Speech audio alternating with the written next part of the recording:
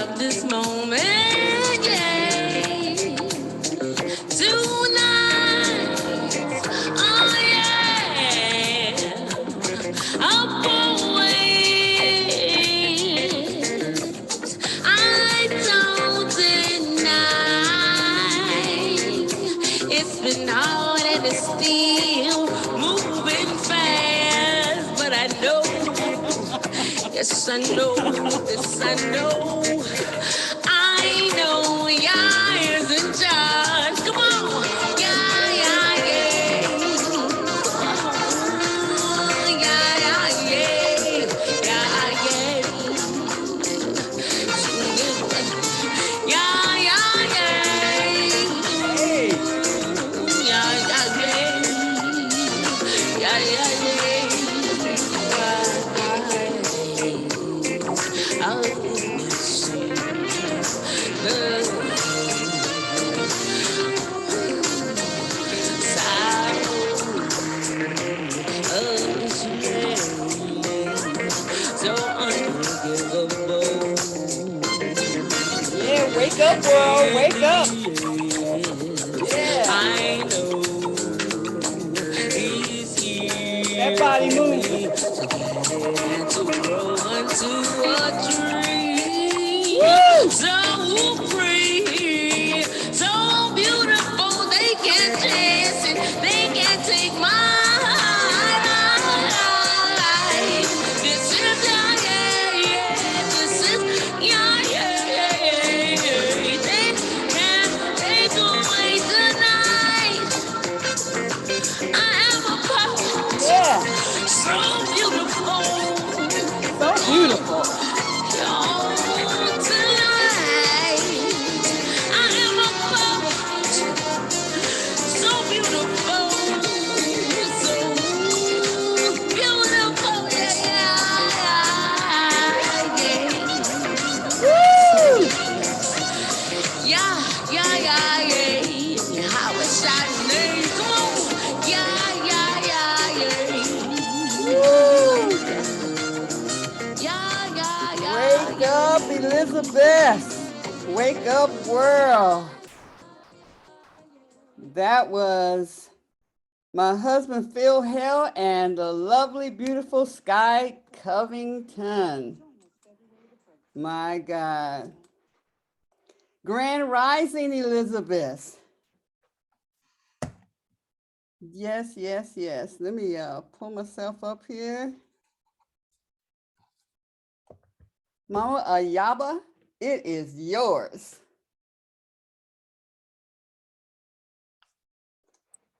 You're on mute. In this, me and this computer, I'm gonna get together one day. So happy to be here. Yes. Beautiful and wonderful sisters. We have a guest today, and but we're gonna start off right here now. There's so much I want to share. That's my problem. My mom was the same way. She cooked food, be enough for 10,000 people, and only 5 of us are there. So, so I want to share so much with you this morning. The music is awesome. I love it that you start with the music, especially rhythmic music.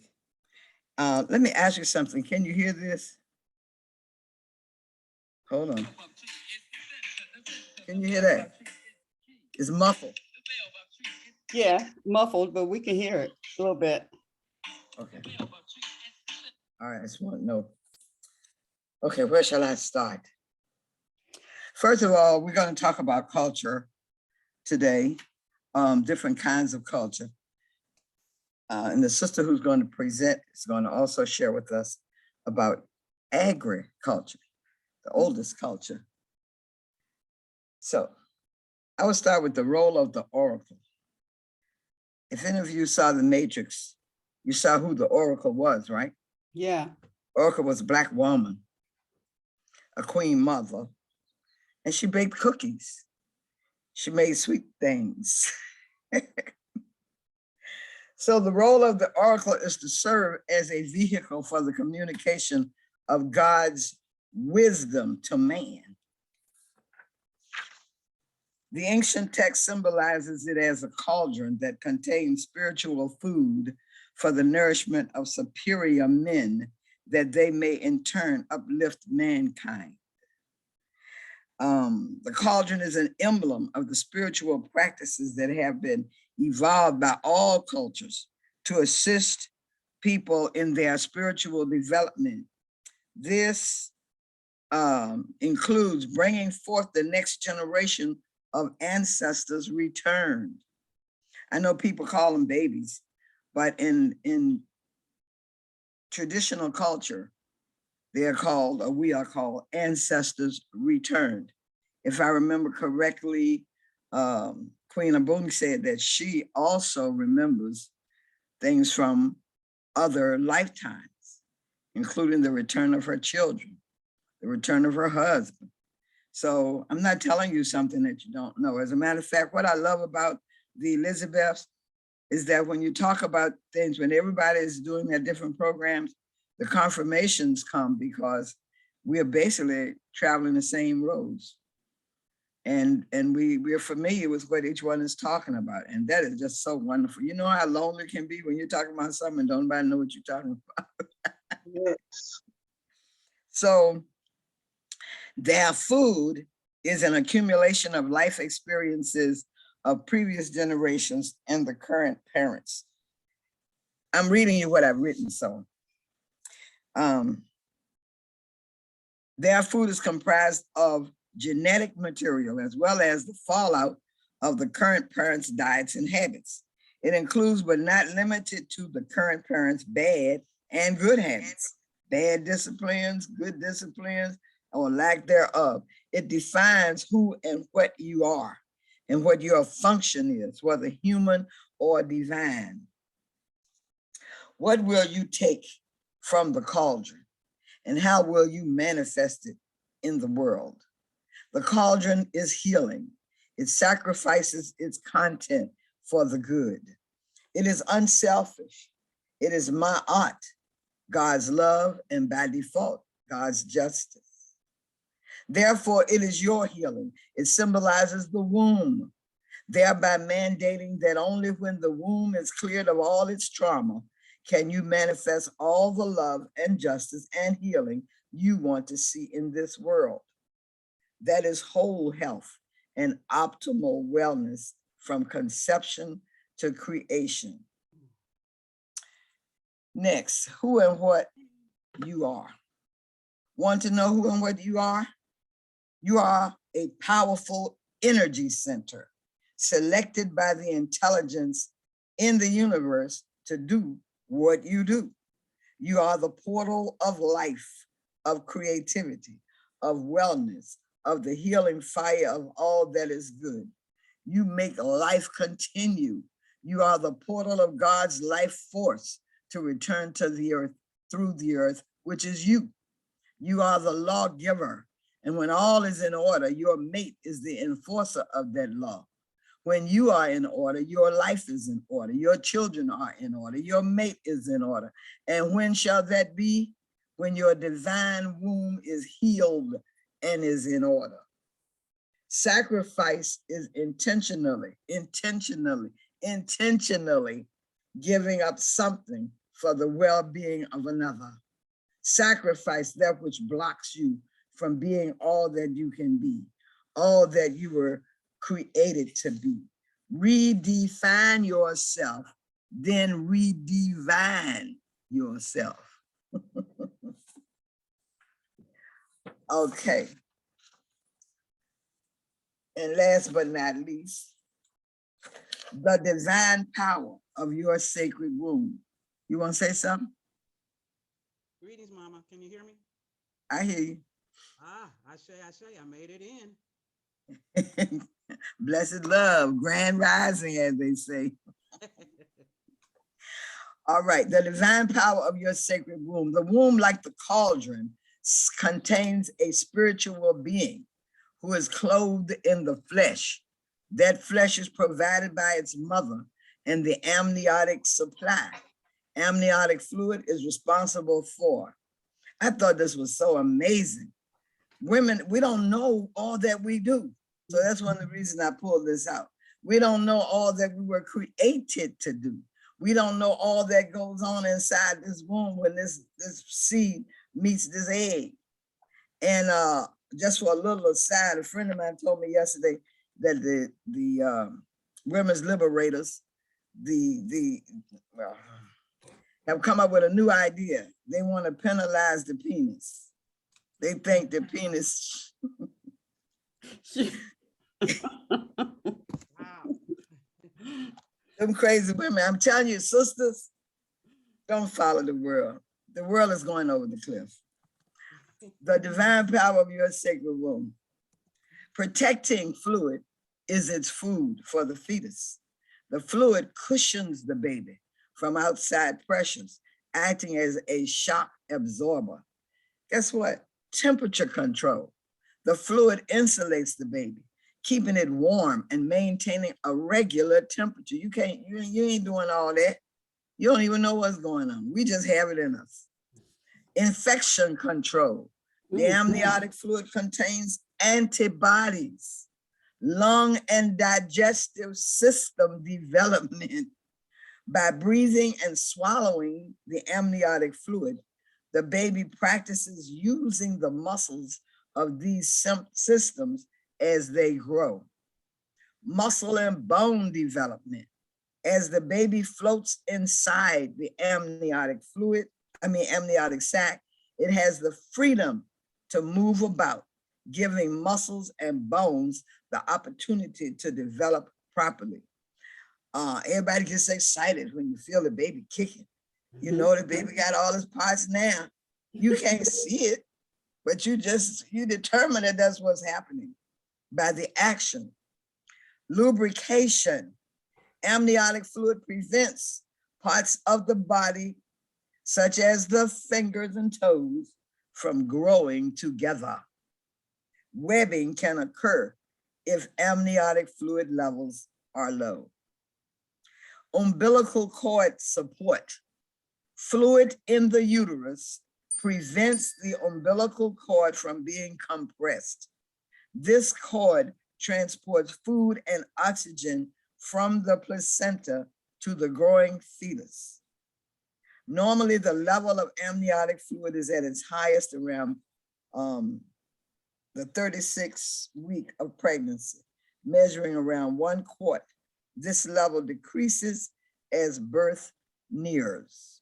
And also, if you didn't know it, there's a light in your womb, a bright light given off by the umbilical cord. And if you've never seen the umbilical cord, it has a variety of colors. Now, I don't know what determines the color, but most of the time it's like the colors of the rainbow. But I've been told that some umbilical cords are not quite as bright as some others. So maybe someone else can shed some light on that. When the waters break, the amniotic sac tears. The amniotic fluid contained within the sac then begins to leak out by way of the cervix and the vagina. Nobody could tell me what the water break meant. I had to find that out when it broke. Of course, you are a participant in the development of all this matter, even though you are the one providing the material for its form or body, if you will. You do not see it forming, yet you know that it is, and in most cases can discern how it is developing, how it feels, how it moves, understands, and you can also see how it affects your own personality as it develops and grows inside of your person. We could tell in our family whether you're having a boy or a girl, just by the way you look, by the way you acted. Your whole personality conforms to the personality of the baby you're bringing into the world. It's phenomenal. I'm amazed at it, and I had a baby. So, yet with all of this, most of us see only the physical effects and the waiting until it is born or exits the womb. It's home for X amount of months. You see the effects of too little water, too much salt, the swollen nose and feet. You see the weight gain and the feel of exhaustion of urinating a lot and mood swings. And let's not forget the stretch marks. Remember the anxiety of your own thoughts and fears right alongside your joy and excitement. The fears generated by past negative experiences, yours and someone else who may have had a hard pregnancy or opted for termination of a pregnancy. It's all in there. Guess what else is in there? The generations before yours. The enslavement and kidnapping and rape and other mental and spiritual abuses are there too. Do you know that the part of your body that has been injured sustains the memory of that injury? So many scholars believe the pain and trauma are incidents prevented from being completed. These can be single and damaging events, such as a car accident, continuous bombardments requiring emotional defenses, or overtraining of isolated muscles that lock the body into a recognized pattern. Traumas can be considered anything that keep us locked in a physical, emotional, behavioral, or mental habit. Recovery from trauma is the process of the body finding balance and freeing itself from constraints. All too often, the recovery process is halted, preventing the traumatic occurrence from completing. There's more and more and more, but I'm not going to do it all in one day. So what I want to say is that many times we think that when we're going through something in our head, that is coming from the head. Everything not coming from the head. You have muscles in your body that have their own memories. Sometimes you can put your hand over hot water, and it's a hand that's been burned in the past. And you put it over hot water, it's almost like you feel like you're being burned again. And you know you're not being burned, you're looking at it. So I bring all that up to share with you this phenomenal machine that is called a womb man, or they call a woman or a female. And if you notice, woman is womb man or womb of man, and female also has a woman in it, the ma, M-A, and F-E for iron, and it's indicative of what they call the female, yet it has the word male in it. So I call it the iron of the man, the strength of the man. That's what the woman is. So I'm sharing with you these things so that we call ourselves goddesses and queens, etc. But a queen has the ability to shape and reshape and mold her entire community, not just by what she does, but a lot of times by what she doesn't do. Like doesn't nag, doesn't fuss, doesn't yell and scream back at you, doesn't kill you when she feels like you ought to be dead for the stupid things you say. However, as we grow and begin to know certain ways about our queendom, and dumb, by the way, doesn't mean dumb. It means your dome, your queen dome, your head, the power of the brain spirit that dwells within this thing they call your head. And it's amazing because when you're little, they would tell you about your temple, but we never considered the temple as the temple, our entire physical being. We never considered that, but this is the temple. And God created itself in the image of your being, how you look right now. And if we can begin to understand that we are not this physical being, you have never seen yourself. We have never seen ourselves. You see this image in the mirror. You see this reflection back at you. That is a reflection of your physical ancestors. But that which is you, that creates what you do, that creates how you are, that's the God that dwells in you. As some people say, that's your eguns, your ancestors that dwell in you. One sister told me a long time ago, there's only God. There's only Allah. There's only Olodumare. There's only Oduduwa. There's nothing else. People say, well, there's the devil. No, that's you creating them negative reactions and responses to your life experiences. And if you continue to do that, you're going to make yourself sick, and you're going to make other people sick around you. And you're going to die early instead of staying here throughout your term. I don't know if anybody want to live to be 900 years old, but it's worth a try, you know. So that having been said, anybody have any comments, questions? Okay. Now I want to share with you the 12 major tests of life. The 12 major tests of life. This comes from the Yoruba people. And believe it or not, in a movie called, I think it's Steve Biko, he said, we've answered questions that you have yet to ask. So in the 12 major tests of life, I'm not gonna give you all of it, but it talks about what you go through at each age every 7 years and what your parents are responsible for and what will happen if you don't get it from them. So for those of you who have little children, I'll start with that. As you approach the age of 7, you began your first conscious test, the maternal test, during which for the next 7 years, your mother would begin to attempt, with the assistance of your father, to train you to respond to commands. Like, girl, get over here, or sit down, do your homework, wash your washcloth out, brush your teeth, all those things that you know our parents taught us, although after we get grown, we think we taught ourselves.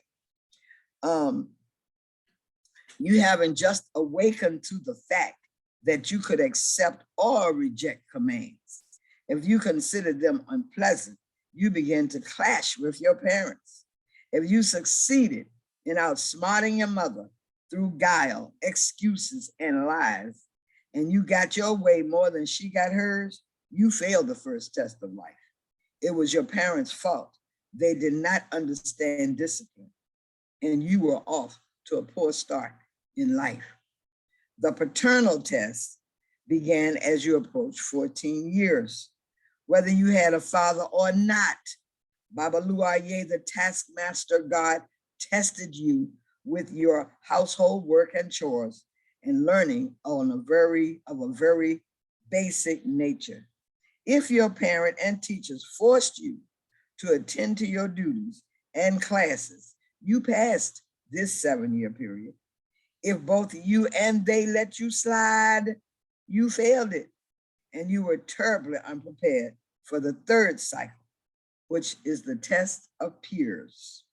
The test of peers requires that you learn to get along with your own generation. If you could not keep up with it physically or intellectually, if you backed out of everything with clever subterfuges, if you were a loner, if you were trying to get something for nothing, if you ducked too many responsibilities placed in your path, you blew it. Chances are, if you failed the first two, you were bound to fail this one.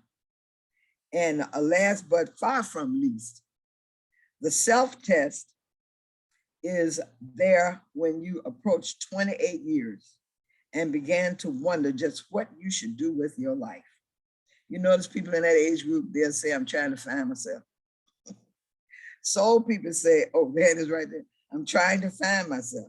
Those who have accepted the disciplines of the previous stages will be able to apply themselves with method and care to whatever their course may be. The undisciplined will be impatient and give up. They will switch from one thing to another because all of them seem to be too long or require too much concentration and devotion, or they will sham and deceive. They will come phonies or charlatans. And this goes all the way up to age 84. So I will share some more with you if you have any questions about those stages and all. I know that everybody in here who's raised a child have seen all those stages that I just named.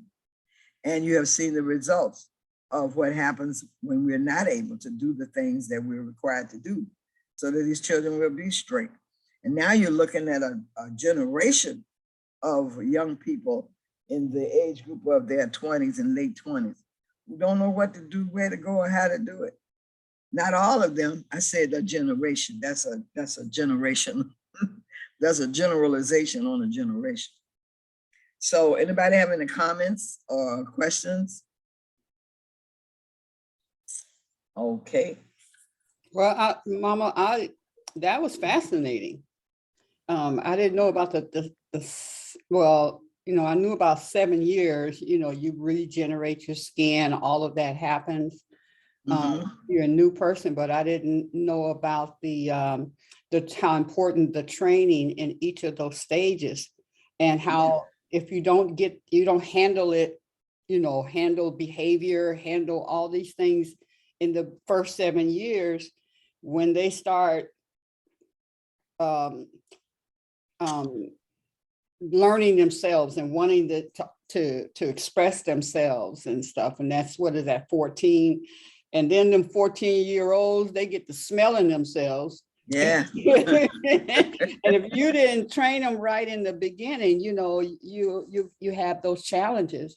But then the grace of when you do it right, then you don't have all of that confusion and rebellion and things like that when they get older. I remember Fame my son his name is Fame. And I remember him, he was speaking at the church at that time, and he was saying that he wanted to do something that he knew that I would get in his stuff about. And he just said, I thought about it, and I just said, it's not even worth it. Worth it. It's not worth it, yeah,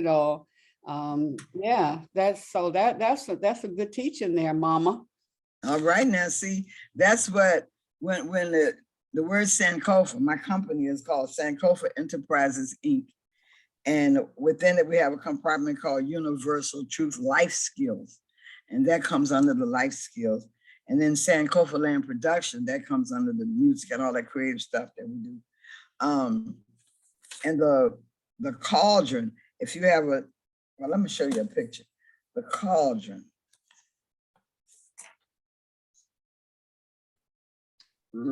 That's a cauldron.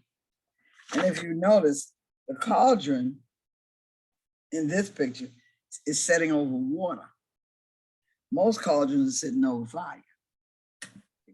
So one of the keys to even raising our children and training them is to be like water, to flow, to be cool-headed, and when the time comes that you got to bring in the tide and kind of drown them sometimes, you have to do that too.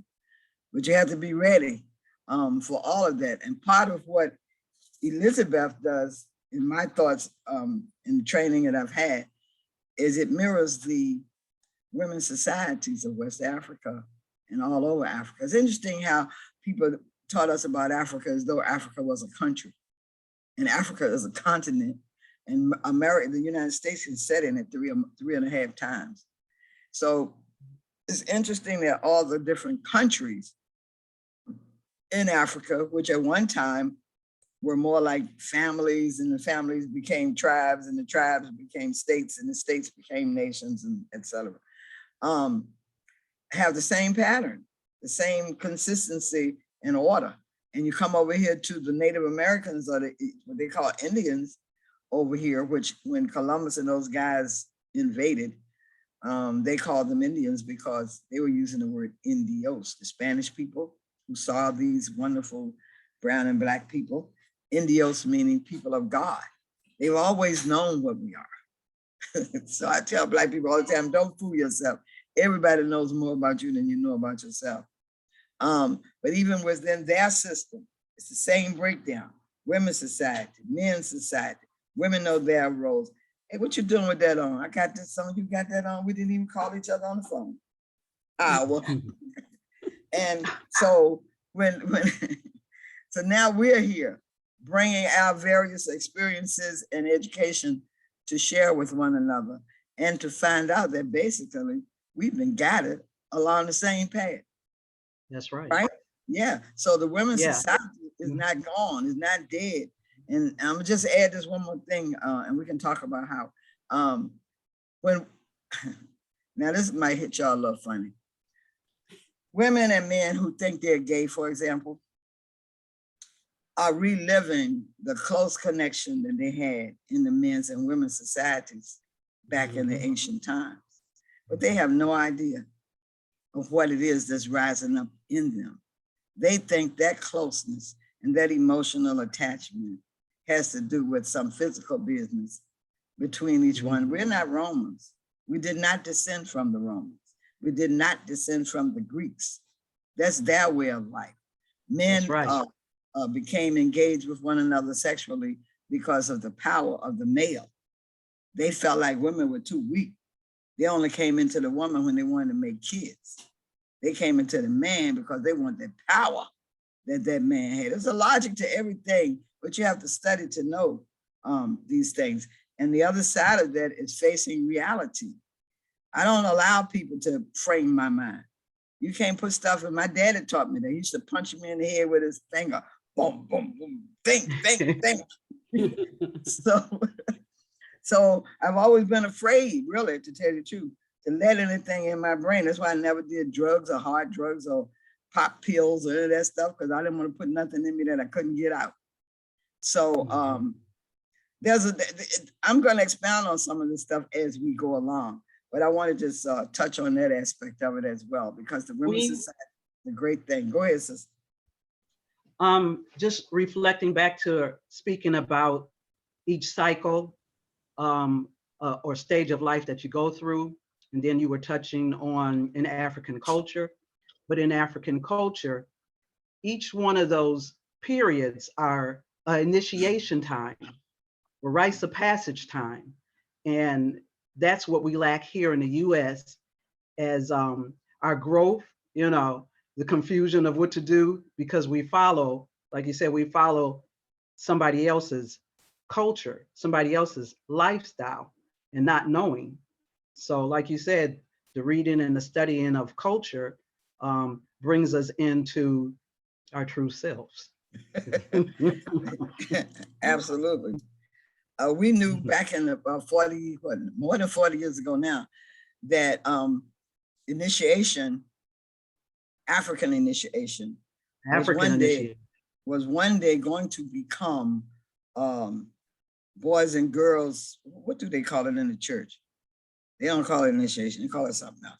But we knew that one day that was going to happen because of the fact that in African culture, you honor your deities, you honor your psychic centers, you honor your ancestors. You set up a table with a candle and with candles and flowers and pictures. And I always tell Black people, everybody got an altar in their house.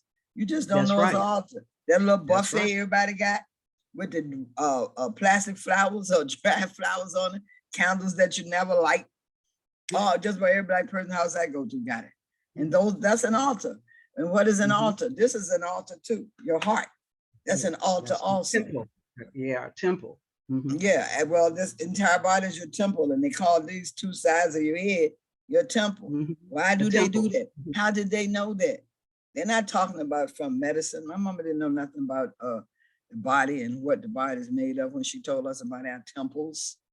And so these customs is what we call culture. And I'm going to start doing rites of passage again. I did it years ago in Florida. And one of the parents came to tell me, she said, I love your rites of passage because you use the Bible. So I said, yeah, I use everything where God is, because God is everything. So there's nothing to be afraid of, you know. Yeah. Can I tell you a story about an altar story? Yeah, go ahead. Okay. My mother, she just passed and we sent her off March 10th. But after that, my 6 siblings, we keep doing little things to feel mother, or to be close to her, or to, I guess, to keep the love light going. Yeah. And so I come from a family that things like altars and shrines, and it's like, I'm the only one that's doing it. And I'm the one that's like, oh, little cuckoo, leave her alone. But I had to let them know that they were doing the same thing. It just didn't have that title, altar. Because for Mother's Day, or was it Palm Sunday? My brother, we have a group page. My brother showed a picture of Mom's picture, a candle, and some palms from Palm Sunday. And everybody, oh, that's nice, that's nice. I told him, I said, see, that is a altar. He couldn't debate with me, he couldn't say a thing, because that's altar. That was a very simple altar. You can be very simple, like you said, with altars and not even know it, or you can be totally elaborate, you know, with your altars. And An altar, you're not, how can I say, you're just honoring. You're not praying to the altar. The altar is just the remembrance. Altar has work to do too, but it's just different altars for different things, you know, and people don't even know that they have it already set up. I see something nice behind you set up. Behind who? You, Queen. Me? Ayaba back. Oh, yeah, you know, I got altars. I got them all over the place. That's what I said.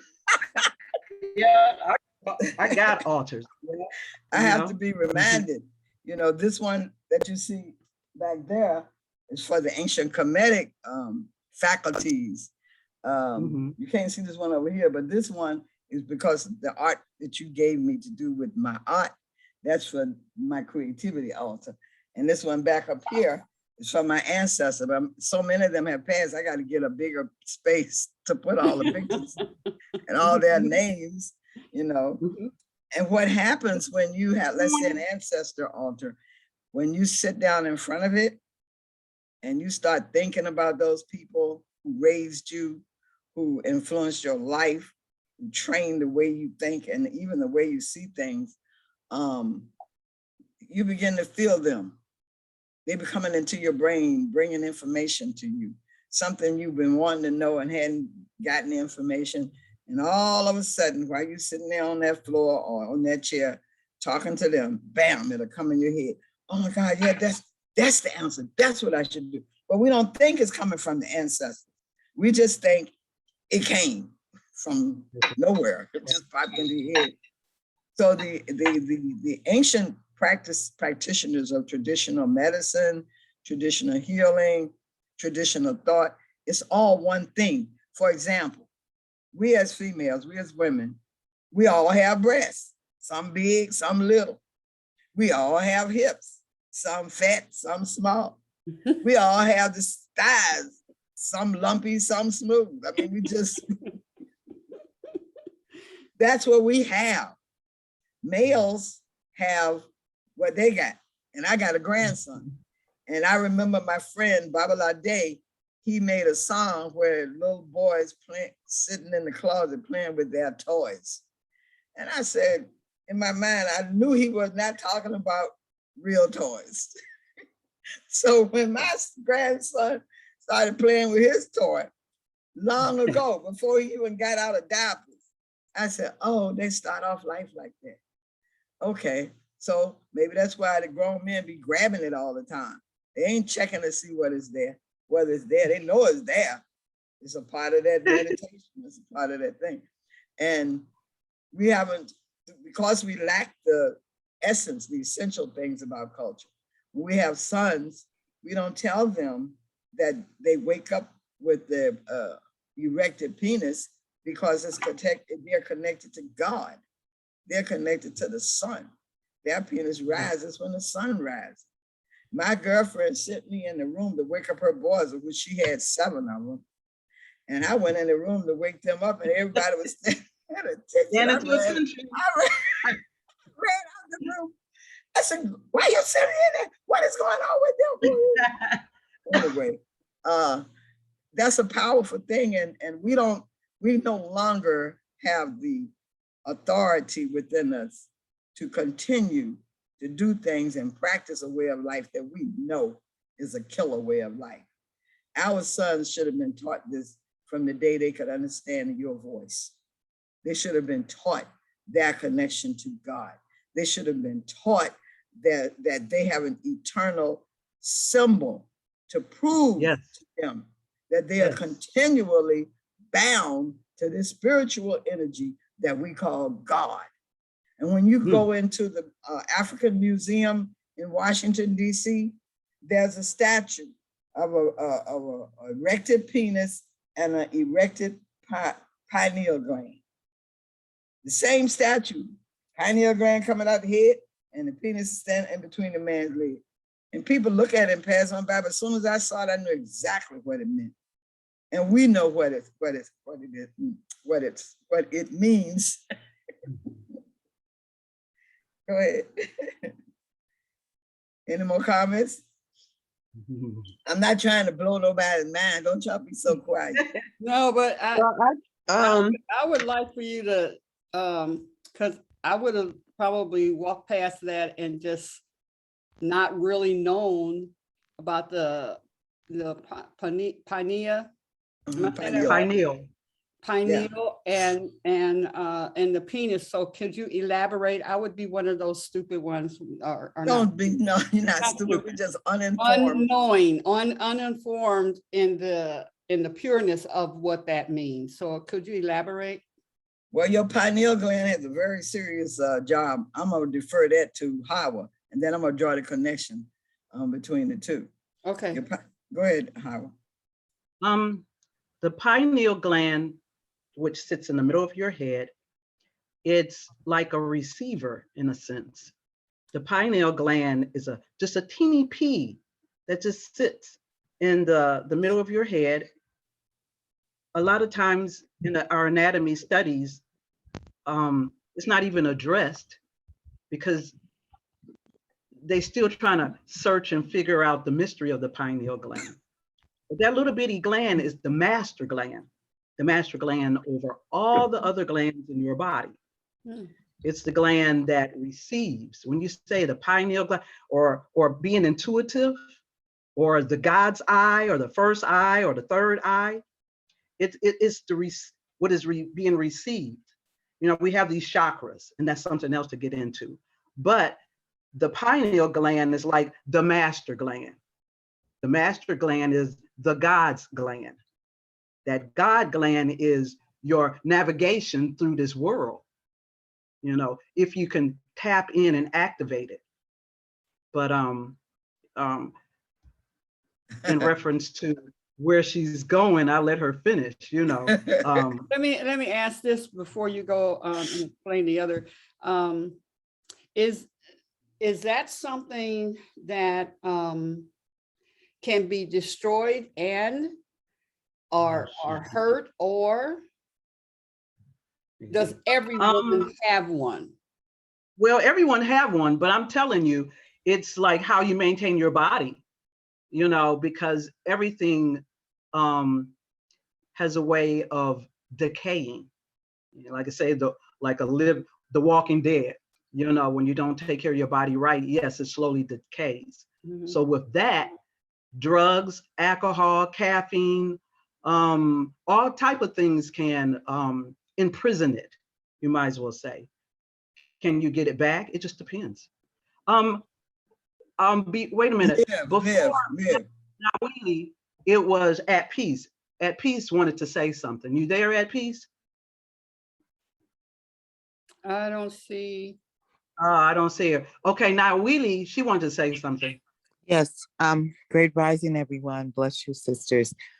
I wanted to say what is so important in a lot of the studies that are going on about the pineal is why they are bringing programs like mindfulness and all of those into the schools, because that's so important, especially in children where you think it's underdeveloped, but it is so developed at that age and so open that a lot of the movements and the master plans to come against and plow us down from our greatness, there is a movement to attack and push that down so that that doesn't continue to be at its highest and best level for us. So in adults, I would say in meditation, as I've been taught, is we work truly from sending energy and accessing and activating that center to keep us balanced, healthy, and thriving.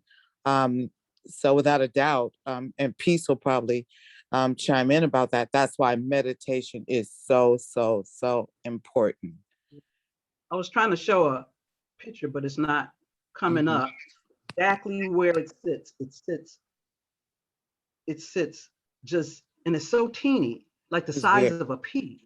Yes. And like Sister is saying, that it is programs out there that have these different names and what have you, but basically it is the mastermind So, Yes. and you're right. When a child is born, it comes into this world with everything it needs for the journey. Life start destroying it. That pineal gland is like a bright glow in the head. And you can feel that child with everything it needs. It's so receiving and so open. But then once it starts tapping into, no, you can't do this, don't do this, you shouldn't do this, it starts shutting down, you know. And so, Live. No, I go saw ahead. someone on the chat, Liv, L-I-V. Where are you? She talked about it getting calcified, and she talked about it being a connection to a higher source. That's right. I'm That's here. right. Peace, peace. Peace. Greetings, peace. What you got to say? You had your hand up. Oh no, I didn't have my hand up. I was just adding some words. I was looking for the picture, but I guess I can add into it. Yes, Like please. you were saying, it gets Excuse calcified. me, sister, can you, Picture, show your face. yeah, as much Show as my face. possible. I'm getting dressed right now. I'm not. Oh, okay, all right, we got you. I'm getting dressed. I apologize. Next time I'll make sure I'm up and ready dressed. That's all right. Your words. What's your words? Speak. But kind of like what you were saying, your connection can be, I guess, overborn and broken up and calcified through the things that you eat, the things that you intake through your eyes, the things that you see, the things that you talk about, the things that you experience. If you're not aware, it can get boggled down and calcified, and it's basically locking you into your human experience and not allowing you to balance the two of your higher experience and your human experience and be able to tap into both.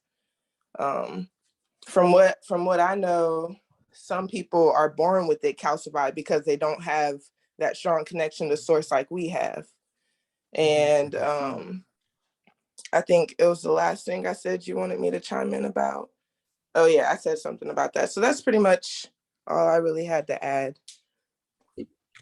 This pineal gland, it needs the essence of the sun, that vitamin. That's why it's good, because we are the people of the earth. We really belong on the other side of the equator. So one thing I really chime in on is getting out. I even have a piece when time to speak about grounding, but that pineal gland, it needs that sunlight just to sit out and move things off of it and just let it receive and soak in that sun. That's one way to strengthen it. Meditation is another way to strengthen it. Grounding yourself, centering yourself, affixing yourself to the earth. It helps chime in on many other things, but it activates that pineal gland. You said she's, no, go ahead. No, I was just going to ask you. I was just going to just ask you what was our next step, because I can continue on with the. Well, I'm gonna come in. I know you can continue on, and I'm gonna let you continue on. We're gonna do it like, like that. So, grounding yourself, knowing that you're connected to the source. By not having this part of our culture, then our males grow up thinking that, and they be ungrounded, thinking that that thing is a tool that they're supposed to put in any kind and every kind of woman they can find. Woo. And it's not that. They don't respect it, and it's on their own body. And one of the so what's going on in your pineal gland is reflected in your penis, and even the penis and pineal gland are similar in spelling and pronunciation, et cetera, et cetera. And although it's not like the penis has its own mind, but the emotions that's attached to your mind is reflected through how you deal with your recreating organs. Some people call it your sexual organs. I'm working on that word too. I think that word is something wrong with it, but I haven't found it yet because it got X in it for one thing, and it's too close to the number 6 for the other thing. In some cultures, they call it joining.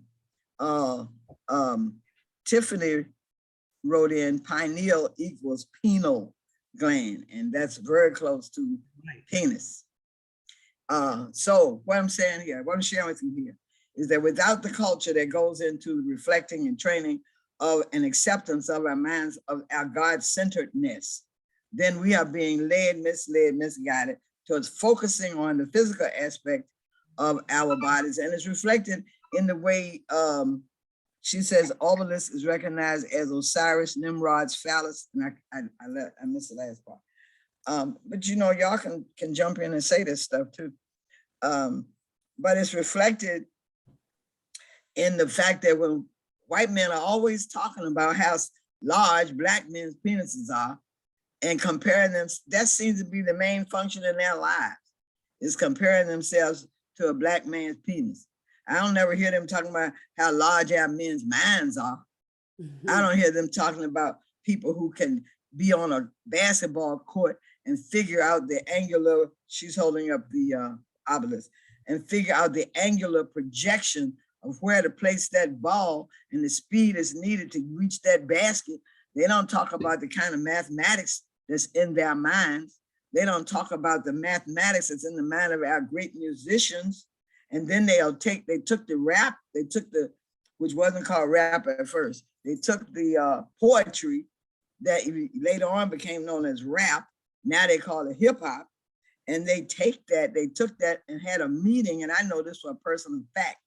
They had a meeting with about 19 brothers who were hip hop artists, some famous, some not, at Sony Music Company, and told them that if they did not change that rap music that they were doing, the way they were doing it, and include sexual, what do you call that word? Sexual tones to it, and talk about the woman and do it this way, they wasn't gonna make no money. Wow. There were 19 young black males that were in a meeting with Sony. And a few of them walked out who you never heard of.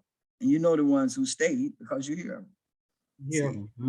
So this here music business is far from everything that those people do with us is a war. Everything. And we got to wake up, especially women, because we bring the children into the world. We can't leave them out there like a lamb to slaughter. When the last poets were doing what they were doing, I was very close friends with them. And I went to a meeting with them and their lawyer. And the lawyer offered me a contract to perform with them. And I wouldn't take it, because also it came up that the recording company that they were with, I forgot the man's name now, he recorded a lot of albums with them. You know what he did with them? Put them on the shelf and locked the closet. So they went out and started doing stuff on their own. They have a lot of music you'd never heard because they never let it out. So and take the blues artists, for example. I wrote a book. I have written a book called Why I Sing the Blues. This right here. Why I Sing the Blues. And I write in there what happened to those musicians. And the music industry was built on their backs, and they got nothing until this white girl came along and fought for them. She got a lot of money for a lot of them, but she didn't get a lot of money for all of them because some had already died, you see. So I'm just sharing this with you because Ayaba and Sankofa deals with reality. Sankofa means you got to go back and fetch that what you left behind. How you going to go and fetch what you left behind if you don't know what you left behind? So we have to face these things. We have children, and we have to understand when a black child is born, especially a boy, what's the first, I know in my generation, the first thing my grandparents and my mom told them was, don't be caught in no white neighborhood after the sun go down. Don't be running when you're in the street. Just don't run, because they're gonna think you stole something. And it was years that I would go in the store and put my hand behind my back so they would know I wasn't stealing anything.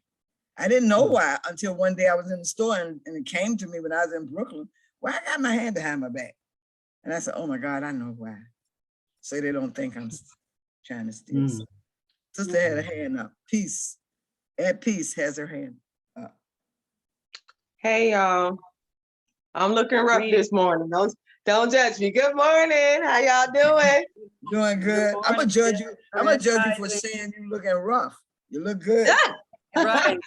That's right. Thank you. I love you for that. I'm really loving the conversation, and I wanted to chime in because I was raised with that same, my parents were Black Panthers, and honey, my mother passed when I was 3, but my father kept the tradition going with teaching me about my culture, teaching me about the psychology. My father teaching me about the psychology of pink people really helped me. Yeah, I can't do the black and white. Life has got so many other variables and colors. That's truth. You're speaking truth. That's what I'm saying. Yeah, that's part of the mind screw. Part of the mind screw, because a lot of people, I wasn't gonna say this part, but I'll say it anyway. A lot of us don't know about American history is there was a great whitewash. So not just Africans were stripped of our culture, but when they opened the borders to America and said, hey guys, there's a new land. Everybody can come over here and prosper. From Italy, from Australia, from all these other places on the planet, they came to America in droves, right? But they had to sign a contract. And that contract was, you could not claim your culture. You could not claim where you were from, because a lot of these cultures that were coming here, they knew their African tradition. They knew that Africa was the original. They knew where their bloodlines originated from. If you go over to Europe, they're very clear. I used to teach at an Ivy League university for 3 years. They teach it in Ivy League. You know what I'm saying? So it's very understood. So, but the great whitewash was when all of these cultures began to come to America to this new free land. They didn't realize they had to sign a contract. And that contract says that you are either going to claim Black or white. If you want to come in this country, you're going to either say you are Black or you're going to say you are white. Who wanted to say they were Black? Who wanted to claim Africa at that point? They weren't going to do that and that meant when they came to this country, they had to give up the way they cooked their food. They had to give up the way that they worshiped. They had to give up all of these other traditions that were part of their culture that stemmed from African culture. They had to give it up, So when we think about the concept of Black and white, we really are limiting ourselves. So when I meet somebody, I immediately, where are you from? Where are your people from? Where's your culture from? Because painting this picture of Black and white is part of the mind screw. But that's another, I wasn't even gonna say that part. The reason why I raised my hand. Oh, go ahead, I'm sorry. Go ahead, you on the road. That was probably me just giving you a shout out. Hey, thank you. What I raised my hand for though was, so what really helped me kind of shift my mindset over the years, because I realized that a lot of us are in our traumas, still subconsciously, DNA wise, all of that, so I'm like, what is it really? What's the psychology, right? So when you sit down, you look at psychology, most white men, their pineal gland crusts over at about 12 years old. By the time they 12, honey, that thing don't work no more. Okay. And so I got tired of being mad about being who I am, or upset, or feeling like it was a struggle. Like I got to fight you for the right to be me. No, let me look at this for what it is. Let me take the story away and let me just look at this for what it is. So when you look at it for what it is, if their pineal gland crusts over by the age of 12, it's no longer functioning. And you can see this in society today. I don't ever go on social media that much, and I was on it today, honey, and it's the same script, just a different year. It's like it's on their minds are stuck. Like once the pineal crust over, you can't imagine anymore. your creativity has shut down. So the people that are running this country, AKA running the world, they don't even have the capacity mentally to create a new reality. Like, if we don't step up, we're gonna be living in this freaking insane ass bad dream forever. Okay? We have got to step it up, ladies, and use our creativity, or nothing's going to change. And it ain't about hate. It ain't about, one better than the other. It's reality, Aya. It's reality. That's what we got to deal with. Reality, man. And reality is a good thing. Yeah. Say it again. You got a what? We got a what?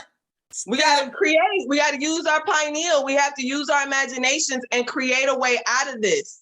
Because if not, we're going to keep having the same conversations about abortion. We're going to keep having the same conversations about what is a woman and what is a man. We're going to have the same conversations about food and politics. It's an insane loop that the leaders of this world are stuck in, and they're not coming out. I'm just going to let you know that now. They're not coming out. Well, at my age, I know they're not coming out. I know you know. I know you see the pattern. Over again. Yeah. I know you see the pattern. You mentioned the Black Panthers. The news says that the last living Black Panther, they let him out of jail yesterday. I say, okay. 84 years old. Yeah, 84. Yeah. Yeah, I sure do. We thank you for that. Don't you go? You gotta go to work or something? Don't go nowhere. We have a guest. Tiffany Bryce is here. She's gonna lead us on to the next level of this life that we live. And I want to just I'm not closing. I'm just sealing. Right here it says, the mind has memory, and so do the muscles of the body and organs of the body. I was very blessed to be healed naturally over different periods of my life, from fibroids, endometriosis, diverticulitis, arthritis, migraines, ovarian dermoid cysts, through diet, fasting, and affirmations, music, and meditations. However, the disconnect from our past cultural knowledge has brought us to this imbalanced state of living. The tradition of the rites of passage is an important link to our ancestors and their knowledge of healing, worship, family, governance, education, and all aspects of life.